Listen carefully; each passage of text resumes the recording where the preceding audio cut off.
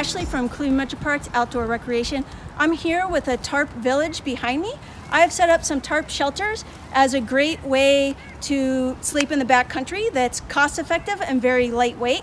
Or you can use it as car camping to protect your kitchen area from sun, wind, and shade, or even to give your tent extra shelter.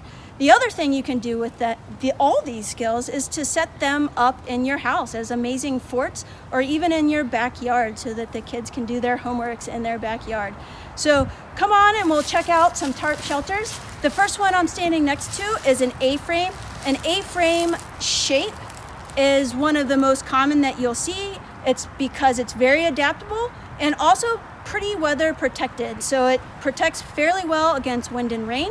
It's also very versatile. So if you come on in, I'll show you one unique feature about this tarp is that I've used a Ridgeline, and a Ridgeline can be used on many styles, but it really just is the apex of your tarp. So it gives you that roof line, if you will. And you can see that this red line is independent of the tarp itself. So it's holding that tarp up and creating that nice roof structure. So that's one feature here. You'll see other features as we move on. The great thing about this one is you can raise it or drop it to get it more wind protected. So come on in. We'll look at the lean-to.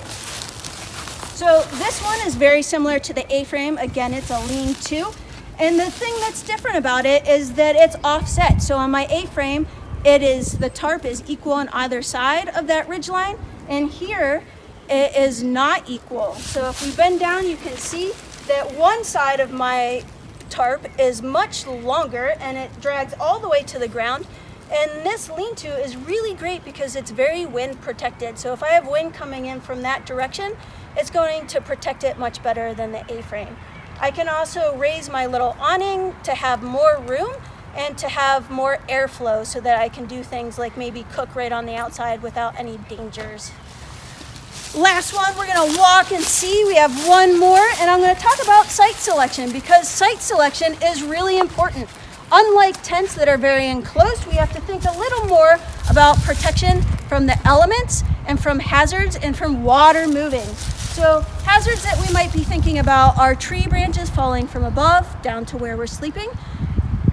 Elements that we're thinking about are weather in the form of rain and wind. So we want to think about setting it up so it's protected from the wind and so that the wind isn't going to push our rain into the openings of our tarp shelter. And then we also want to think about rain moving across the ground. We don't want to set our tarp up so that the rain is rushing underneath of us, water's running like a river, and we also don't want to set it up so that water's pooling like a swimming pool underneath of us. It's never a great surprise to wake up in a pool of water. So think about where you're setting your tarp up. So our last one here is a diamond shape, and you can see that it's very different from the other two.